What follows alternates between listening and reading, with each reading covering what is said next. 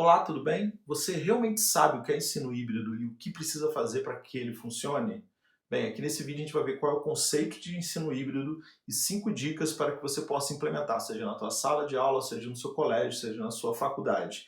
E ainda vamos ver algumas dicas de como você pode se aprofundar nesse assunto.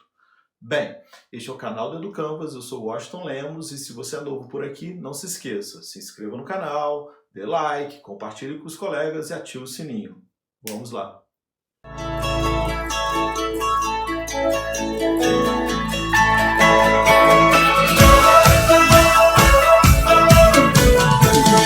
Vamos começar definindo o que é ensino híbrido. O ensino híbrido é um programa formal de educação, no qual, pelo menos em parte, o aluno tem uma experiência online. E essa experiência online, durante essa experiência online, o aluno deve ser capaz de definir a hora que vai utilizar, o momento, o local e o ritmo do seu aprendizado.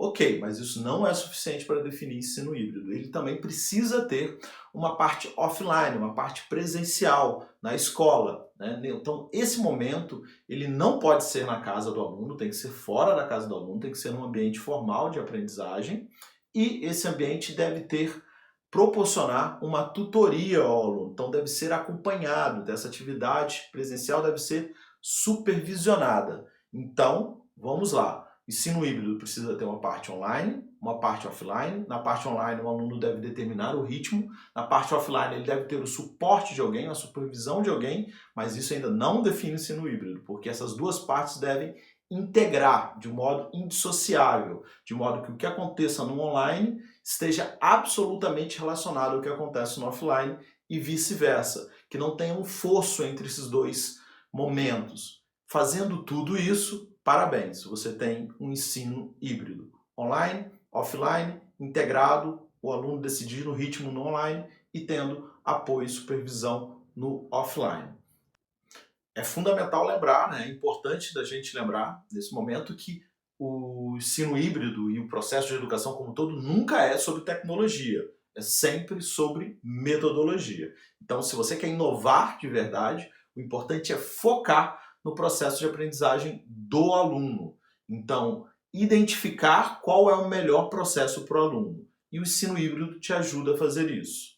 No ensino tradicional, no modelo clássico, o aluno tem suas aulas e depois ele vai para casa fazer tarefa de casa, fazer um dever, fazer uma atividade, fazer um trabalho, mesmo que em grupo.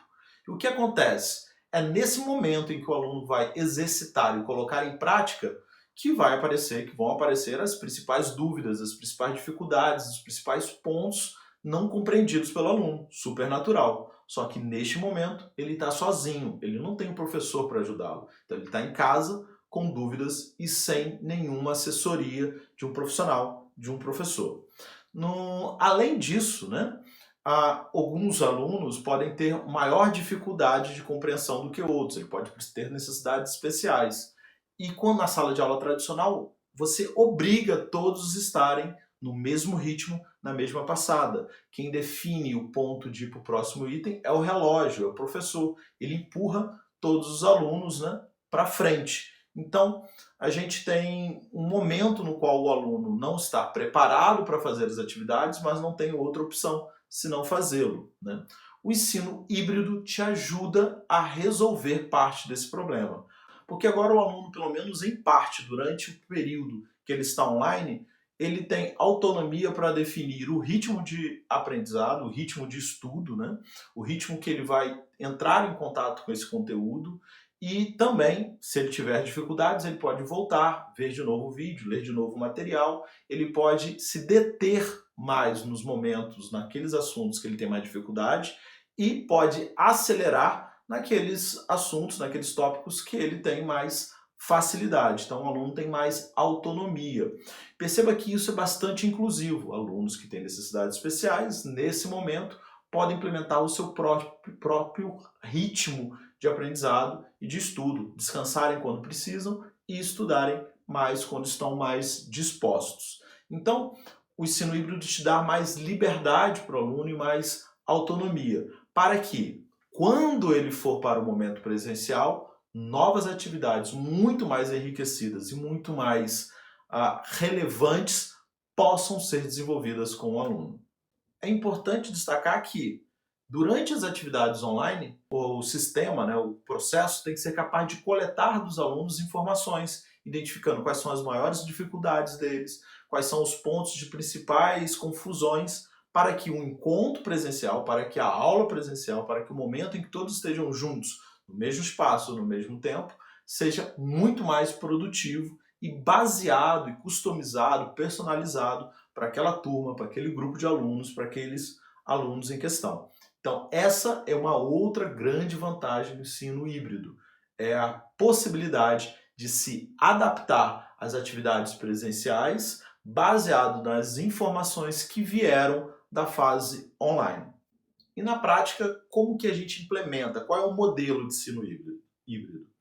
Então não é o modelo, são os modelos. Vamos ver 4 grandes modelos, né? Então o primeiro deles é o modelo por rotações. E esse modelo de rotações tem alguns steps, tem algumas divisões. Então o primeiro é rotação por estações. Nas rotações por estações, os alunos vão circular entre estações definidas pelo professor. Então, o professor divide o conteúdo dele, as habilidades a serem desenvolvidas por algumas estações, e os alunos passam por essas estações. As estações devem ser independentes, então o aluno pode começar por qualquer uma dessas estações, e uma dessas estações tradicionalmente tem o professor tirando dúvidas e conversando com os alunos durante o processo. Então, rotação por estações, várias estações, definidos os tópicos, os alunos passam por eles. O outro é o laboratório rotacional. O laboratório rotacional nada mais é do que uma rotação por estações, onde obrigatoriamente uma das estações é o laboratório de informática tradicional nas faculdades e nos colégios, e a sala de aula. Então, o que acontece num laboratório rotacional? Parte da turma está com o professor em sala de aula e a outra parte dos alunos está no laboratório de informática desenvolvendo atividades. Durante esse momento que ele está no laboratório, ele pode ou não ter o auxílio de um monitor, de um tutor, de um aluno mais velho, mas o importante é que as atividades que estão sendo desenvolvidas no laboratório sejam absolutamente relevantes para o que está acontecendo em sala de aula e vice-versa, né? Então, nesse modelo, a parte do aluno, quando sai do laboratório, vai para a sala de aula e os alunos que estavam em sala de aula vão para o laboratório e se faz a rotação. Então, este é o laboratório rotacional. Sala de aula invertida. Esse você já ouviu falar, possivelmente. Ele é porta de entrada, esse modelo é porta de entrada para o ensino híbrido. Então, o que acontece? Ele é o flipped classroom, né? Onde o aluno tem acesso ao conteúdo da aula antes da aula, propriamente dito. Então, toda a parte de aula expositiva e de lecturing, de palestra do professor, é dada antes da aula. O aluno tem essas aulas no método online, quando ele quiser, em casa, ou até mesmo na faculdade ou no colégio, não tem problema. E depois disso, depois que ele teve essa aula, ele vai para o encontro presencial, para a aula presencial com o professor e com seus colegas. Perceba que agora o aluno já teve contato aos conteúdos. Então, nesse momento, a gente pode subir na pirâmide lá da taxonomia de Bloom e agora os alunos vão se aprofundar. Então, é muito comum a sala de aula invertida estar acompanhada de metodologias ativas, de aprendizagem baseada em projetos, de aprendizado baseado em times, porque quando o aluno está em sala de aula, a gente pode desenvolver atividades muito mais relevantes para os alunos, porque os alunos agora podem se aprofundar, questionar, desenvolver mais suas habilidades e competências referentes àquele conteúdo programático em sala de aula, com o auxílio do professor e com a experiência dos seus colegas. Rotação individual. Aqui o aluno tem um programa próprio, individual, como o próprio nome diz, onde ele não vai passar por todas as estações. Então você define várias estações, mas o aluno vai passar apenas pelas estações que fazem sentido para o desenvolvimento daquele aluno específico. Então, na rotação individual, o aluno não passa por todas as estações, ele passa por estações selecionadas e o seu itinerário é individual, não é em grupo, ele não tem uma turma rotacionando por ele. Lembrando, as turmas estão lá, mas cada aluno tem um itinerário diferente dentre as estações. Eu continuo tendo turma, mas a turma não se comporta de modo homogêneo, de modo igual. Ela fica, cada aluno dentro da turma tem um itinerário diferente. Ok, agora a gente vai para outro modelo. O modelo anterior foi modelo de rotações. E lá a gente teve 4 tipos de modelo de rotações. Agora a gente vai para o modelo flex.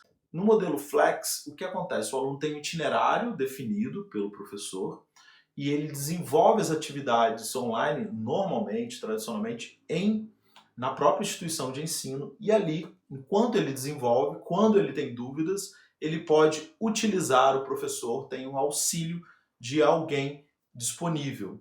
Então, no modelo flex, o aluno tem um próprio itinerário, ele faz as suas atividades, mas a qualquer momento ele pode utilizar o suporte presencial de um professor que está ali disponível para lhe auxiliar. Então o professor vai fazendo a tutoria da trajetória desse aluno. Normalmente esse aluno está no colégio durante o modelo flex. Esse processo online, o aluno está fisicamente no colégio tradicionalmente. Pode ter parte em casa, mas normalmente ele está no colégio para que ele possa fazer o uso dessa atividade de tutoria, de auxílio de um professor. O outro modelo é o modelo à la carte. Nesse modelo, o aluno sempre auxiliado por um professor, por um tutor, por um mentor, ele vai ter algumas disciplinas, alguma parte do conteúdo programático cursando em um ambiente online. Então ele vai cursar uma disciplina inteira online, ainda que fazendo atividades presenciais de outras disciplinas. Então é como se uma disciplina inteira cursasse online. Tem um ponto fundamental para que seja considerado à la carte. Primeiro, precisa estar sendo orientado por um professor. E segundo, normalmente isso faz parte de um projeto de formação do aluno. Por exemplo, o aluno está trabalhando em um projeto, numa metodologia baseada em projetos, no Project Based Learning, e ao fazer isso ele identifica a necessidade de aprender programação e o professor pode pegar todo esse conteúdo de programação e identificar para o aluno que existe um curso online de programação. Então o aluno vai aprender programação para desenvolver o seu projeto. Então o à la carte, o aluno escolhe um conteúdo inteiro, uma disciplina inteira para cursar online, mas essa disciplina precisa estar relacionada com as atividades que o aluno está desenvolvendo na escola, na instituição, na faculdade, sempre com a tutoria, mentoria de um professor, de um mentor. E por último, temos um modelo do virtual enriquecido. O modelo do virtual enriquecido, o aluno está tendo as aulas majoritariamente online, majoritariamente no ambiente virtual, porém ele tem que desenvolver atividades presenciais obrigatórias periodicamente na instituição de ensino, na escola ou na faculdade. Por exemplo, ele está tendo as aulas dele online, porém, uma vez por semana, 2 vezes por semana, ele tem que ir para a instituição de ensino para desenvolver projetos, para desenvolver atividades em grupo, para trabalhar, por exemplo, em modelo de solução de problemas. Então, o aluno está tendo suas aulas tradicionais, porém, obrigatoriamente, ele tem que estar na instituição de ensino desenvolvendo alguma coisa relevante para a sua formação. Este é o modelo virtualmente enriquecido. E agora que você conhece todos os modelos, você pode ficar livre para escolher um ou outro modelo, ou melhor ainda, pegar 2 ou 3 modelos e misturá-los para adaptar para a sua realidade. É fundamental que o modelo que você use de ensino híbrido seja adaptado e desenhado para a sua realidade. O modelo que você vai utilizar, o melhor modelo, é aquele que faz mais sentido para a sua realidade, da sua escola, da sua faculdade, dos seus alunos. Lembrando que cada instituição tem uma realidade diferente. Então não use os pacotes fechados. Faça as adaptações necessárias para a sua realidade. Eu vou te dar 5 dicas agora para que durante essas adaptações você não se perca. Então, seja lá o que você venha fazer, mantenha essas 5 dicas sempre no seu horizonte, sempre no seu radar. Vamos a ela. Primeiro, tenha certeza de que o seu aluno vai ter acesso a todo o conteúdo, a todo o material que vai ficar online. Parece óbvio, mas não é. Cuidado com plataformas pesadas, complicadas. pense sempre no simples. Quanto mais simples, melhor. Então a plataforma deve ser leve, deve ser fácil do seu aluno entender e também deve funcionar no celular. Lembre-se disso. Grande parte dos seus alunos utilizam e vão utilizar para acessar esse material o celular, não o computador. Então essas plataformas devem ser adaptadas, devem ser leves e fáceis de serem entendidas usando o celular. Isso é fundamental para que o seu aluno mantenha o engajamento e não se canse de usar a plataforma. Dica 2. Ajude os seus alunos a aprender a estudar. Por quê? Os seus alunos não necessariamente sabem estudar, não basta dessa premissa. Eles passaram por um sistema, estudaram a vida inteira no sistema que não os incentivava a estudar de modo autônomo. E agora no ensino híbrido, eles têm muita autonomia, eles precisam definir quando vão estudar, o método que eles vão utilizar para estudar, se vão fazer resumos, se vão fazer resenhas, se vão fazer mapa mental. Então ajude os seus alunos a desenvolverem esses ferramentais. Então mostre para eles métodos como o Pomodoro, onde ele divide o tempo em blocos, mostre para eles como fazer uma resenha, como utilizar, por exemplo, um método de notas como o Cornell, qualquer instrumento que auxilie os seus alunos a estudarem. Eles precisam se organizar e isso não é trivial, isso é desenvolvido e é nossa atribuição de educadores ajudar os alunos a desenvolver essa competência de estudar. Então, ajude seu aluno a estudar. Dica 3. Lembre-se, inovar é identificar o que é relevante para o processo de ensino-aprendizagem. Então, não transforme, em hipótese alguma, toda a plataforma online em um grande repositório de conteúdo. Não encha o aluno de conteúdo. Menos é mais. Identifique o que é relevante e coloque na plataforma apenas o conteúdo necessário e fundamental para o desenvolvimento do estudante. Todo o resto pode ser colocado depois como opcional, mas o aluno precisa identificar tudo aquilo que é fundamental e relevante para o seu processo de ensino-aprendizagem. Não transforme a plataforma em um grande repositório de conteúdo. Não coloque todo o livro e 1000 vídeos na plataforma. Apenas o necessário para o aluno. Dica 4. Acompanhe a performance e o desenvolvimento dos seus alunos na plataforma online. Pegue essas informações. Se você não captar essas informações para utilizar nos momentos presenciais, o ensino híbrido perde muito do seu poder transformador. Lembre-se, você continua sendo responsável pelo processo de ensino-aprendizagem dos alunos.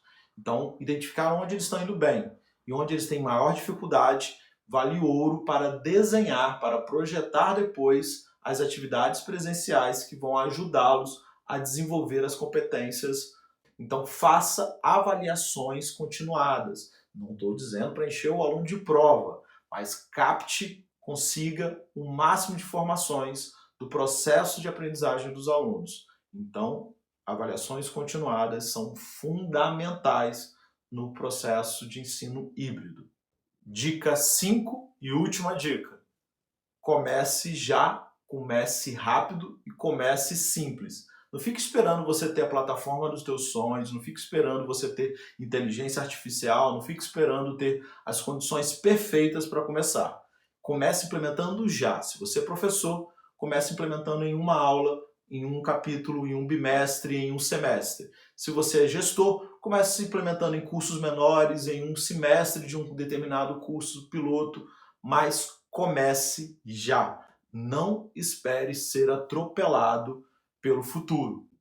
Tem que começar a desenvolver os processos de ensino híbrido para ir aprendendo e ir adaptando para a sua realidade. Se você não começa já, você demora mais para aprender, demora mais para identificar os pontos onde você precisa adaptar os modelos e aí você fica para trás. Então, identifique e comece já a fazer isso. E no seu ritmo, no seu tempo e do seu modo. E o que você precisa fazer para saber mais? Já te falo, mas se você chegou até aqui é porque esse conteúdo é relevante, então não se esqueça, dê like, compartilha, faz o negocinho do sininho ali, que eu não sei o nome, e principalmente mande para os seus amigos, para os seus colegas esse conteúdo para a gente continuar desenvolvendo a educação brasileira. Bem, uma das coisas que você pode fazer é olhar esses dois livros. Primeiro, esse clássico, que é o Blended, que é do Instituto Clayton Christensen, que é do Michael Horn e do Heather Staker. Bem, esse cara aqui dá toda a fundamentação de o que é ensino híbrido e foi ele que começou a descrever os modelos. Este outro livro aqui, Ensino Híbrido, que é organizado pela Lilian Battini, ele é um livro que tem experiências brasileiras. Então, esse cara aqui tem a fundamentação toda internacional e esse aqui tem experiências nacionais, que é muito interessante de se ter. Além disso, uma outra fonte de informação interessante é olhar e estudar um pouco o que a Uniamérica tem feito lá no Foz do Iguaçu.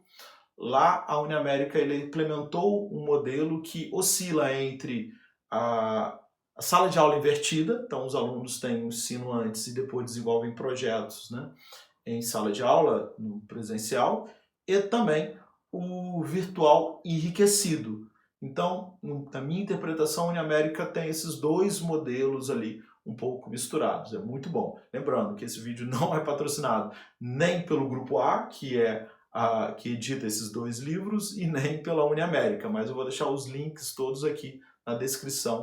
Se inscreva, dê like, compartilha e até o próximo vídeo. Até mais!